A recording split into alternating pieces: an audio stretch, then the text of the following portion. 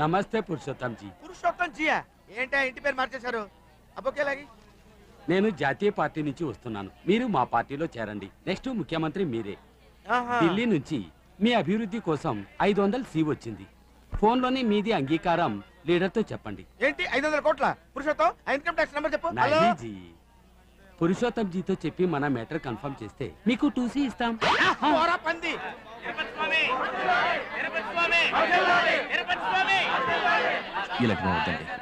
బాబు, నేను మిత్రపక్షాల నాయకుడు తిరుపతి స్వామిని. మీరు రాజకీయాల్లోకి రావద్దు. మీ మద్దతు మాకేనని మాత్రం ప్రకటిస్తే చాలు. మిమ్మల్నే మా నాయకుడుగా అనుకుని మీ ఒక్కరోజు పరిపాలన ఆదర్శంతో మేం ప్రభుత్వాన్ని నడుపుతాం. పురుషోత్తం పేరు పెట్టి పిలిచేగారు. పురుషోత్తం పురుషోత్తం మన వ్యవసాయ పార్టీ. రామ్మా. తప్పకుండా తప్పండి. బాబు, మిమ్మల్ని కొట్టారని టీవీలో చెప్పారు. అది విన్న వెంటనే చంద్రముఖి బెదిరిపోయింది. దాన్ని బాగా చూసి తట్టుకోలేక మిమ్మల్ని చూపిస్తానని తీసుకొచ్చాను.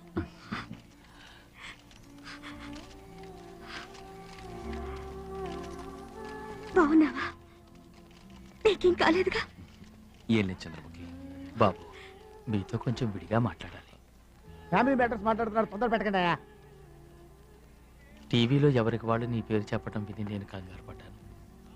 ఎక్కడ అందరూ కలిసి నేను రాజకీయాల్లోకి లాగుతారోనని భయం వేసింది. రాజకీయాలొద్దు బాబు.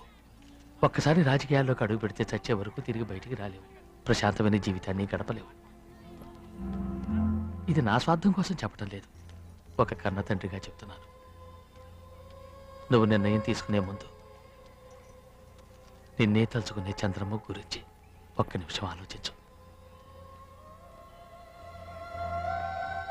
పురుషోత్తం, ఈ పిల్ల మహాలక్ష్మిలా ఉందిరా. నా మాట విని ఈ అమ్మాయిని పెళ్లి చేసుకోరా. రాజకీయ నాయకులు కంటపడిన చోటుకెళ్ళి సెటిల్ అవుదాం.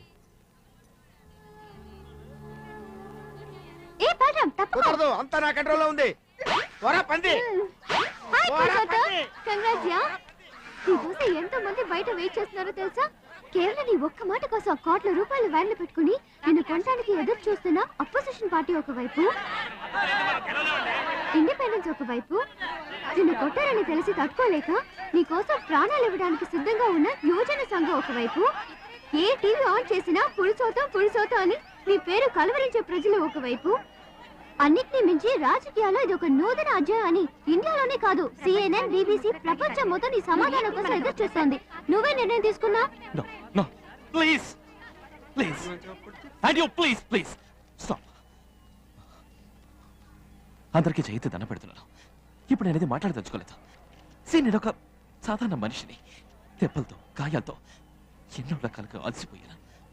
దయచేసి నన్ను పురుషోత్తం ఒకసారి హలో హలో మిస్టర్ పురుషోత్తం, చెప్తాను రా. చూడు జనాన్ని.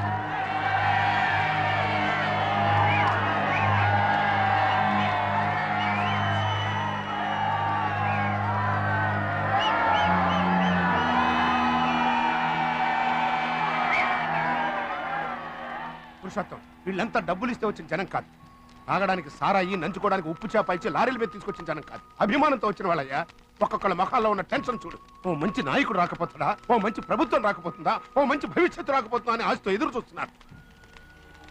ఈ రోజుల్లో ఎవరిని అడిగినా డాక్టర్ అవ్వాలనో, ఇంజనీర్ అవ్వాలనో, లాయర్ అవ్వాలనో అనుకుంటున్నారు తప్ప ఒక్కడైనా రాజకీయ నాయకుడు అవ్వాలనుకుంటున్నాడా? అదేమిటంటే రాజకీయం ఒక బురదగుంట అంటారు. అది తెలిసినప్పుడు దిగి శుభ్రం చేయొచ్చు కదా. అది వదిలేసి రాష్ట్రాన్ని అడ్డమైన రాజకీయ నాయకులు చేతిలో పెట్టి ఆ కంపులో బతుకుతున్నారు. నీలాంటి యువకులు ఏమనుకుంటున్నారు? మంచి చదువుకుని ఉద్యోగంలో చేరి లక్షణమైన అమ్మాయిని చూసి పెళ్లి చేసుకుని ఆ తర్వాత 40 సంవత్సరాలు కొంచెం కూడబెట్టుకుని ఔటర్ సిటీలో 400 గజాల స్థలం తీసుకుని అందులో 200 గజాలు ఇల్లు కట్టుకుని దానికి మంచి రంగు వేయించి ఈజీ చైర్లో కూర్చుని హిందూ ఇండియన్ ఎక్స్ప్రెస్ చదువుకుంటూ నా కుటుంబం నా పిల్లం అంటూ చావాలి. బావయ్య, ఇలాగే నా కుటుంబం నా పిల్లలే ముఖ్యమైన గాంధీ గారు అనుకుంటే ఈ దేశానికి స్వతంత్రం వచ్చేదా? థామస్ ఆల్వా ఎడిసన్ అనుకుంటే కరెంట్ వచ్చిండేదా? గ్రహం బెల్ అనుకుంటే ఇవాళ ఎవరు టెలిఫోన్లోనూ సెల్లారను మాట్లాడుకునేవారు కాదు. పట్టుపురుగు కూడా తను చచ్చిపోయే ముందు తన భూమితో 10 మంది 100 సంవత్సరాలు చెప్పుకునే పట్టుని చచ్చిపోతుంది. మనం మనుషులమయ్యా. అతను ఎవరయ్యా? అతనికి నీకు సంబంధం ఏంటి? నిన్ను చూడటానికి అతను తెల్లవారుజాము నుంచి ఇక్కడ ఎందుకు కూర్చుని ఉండాలి? తమ్ముడు, ఎందుకు వచ్చావయ్యా?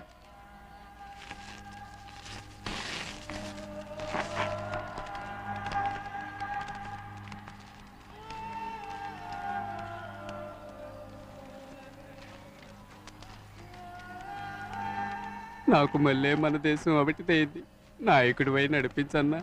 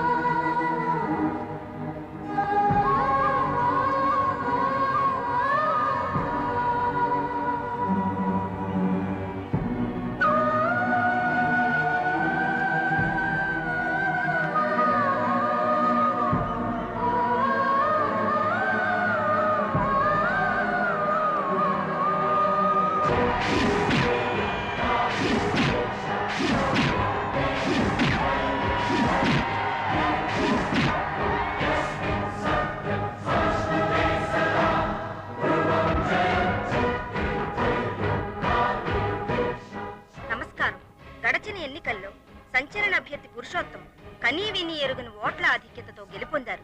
వారి పార్టీ అభ్యర్థులందరూ అన్ని నియోజకవర్గాల్లోనూ అత్యధిక ఓట్ల మెజారిటీతో గెలుపొంది కొత్త రికార్డును సృష్టించారు.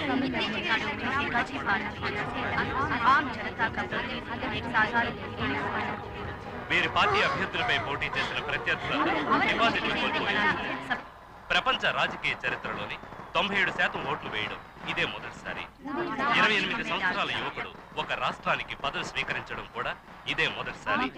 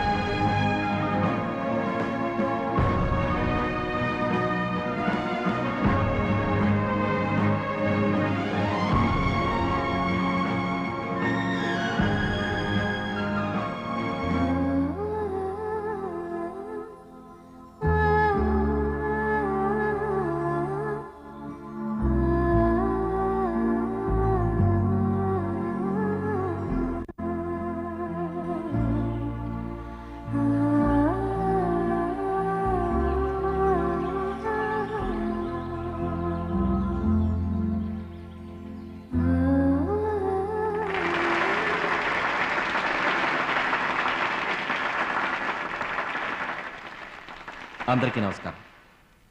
లుక్, నేను మీ అందరి నుంచి ఆశిస్తున్నది ఏమిటంటే, నేను ఒక్క రోజులో చేసింది మనందరం కలిసి శాశ్వతం చేయాలి. అది సక్రమంగా జరగటం కోసం ఒక్కొక్క శాఖకి ఇద్దరిద్దరు మంత్రులను నియమిస్తున్నాను. ఒక వివేకమున్న అనుభవశాలి, ఒక ఆవేశమున్న యువకుడు.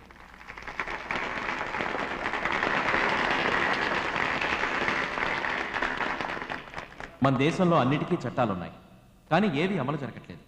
చిల్లున్నంత వరకు కొండలో నీరు కారుతున్నట్టే తప్పులు చేస్తున్నంత వరకు మనమెంత సమర్థవంతంగా పరిపాలించినా అది వృధా అవుతుంది. ముందు మన రాష్ట్రంలో ఏ మూల ఏ తప్పు జరుగుతుందో మనకి తెలియాలి. వెంటనే ఆ తప్పు మనం సరిదిద్దాలి. తప్పు చేసిన వాళ్ళకి తగిన శిక్ష విధించాలి. అందుకు నేను ఒక కొత్త విధానాన్ని ప్రవేశపెడుతున్నాను. అదే ఫిర్యాదులు. ఈ ఫిర్యాదులు చేసే విధానం ఆల్రెడీ అన్ని విభాగాల్లోనూ ఉంది కదా. అయితే తప్పులు ఎందుకు జరుగుతున్నాయి? ఎందుకంటే అది చేతికి అందుబాటులో లేదు. అది మాత్రమే కాకుండా అందులో వేసిన ఫిర్యాదులు దానికి సంబంధించిన అధికారులకు చేరటం వల్ల వాళ్ళు ఎటువంటి చర్య తీసుకోకుండా కప్పిపుచ్చుతున్నారు. అవి ఎందుకు ఉపయోగపడకుండా అలంకారప్రాయమైనాయి. కానీ ఈ ఫిర్యాదులు పెట్టే మన రాష్ట్రంలో ప్రతి వీధిలోనూ ఉంటుంది. నీళ్లు రాకపోయినా, లైట్లు వెలకపోయినా, రోడ్లు బాగుండకపోయినా, కల్తీలు జరిగినా, లంచం తీసుకున్నా ఐపీఎస్ ఐఏఎస్ మంత్రి అంతెందుకు నేనే తప్పు చేసినా ప్రజలు ధైర్యంగా రాసి అందులో వేయచ్చు. 24 గంటల్లోగా తగిన చర్య తీసుకోబడుతుంది. మాక్సిమం వారం రోజుల్లోగా ఎటువంటి సమస్య అయినా పరిష్కరించబడుతుంది. అందుకు ఓ విభాగాన్ని ఏర్పాటు చేశాను. అది ఫిర్యాదుల విభాగం. ఆ విభాగం నా అధీనంలో ఉంటుంది. ఎప్పుడైతే ఈ ఫిర్యాదులన్నీ కొద్ది కొద్దిగా తగ్గి ఈ ఫిర్యాదుల పెట్టెలు ఖాళీ అవుతాయో ఆ రోజే నిజమైన ప్రభుత్వం ఉన్నదని అర్థం. దానికోసం మనందరం పాటుపడతాం.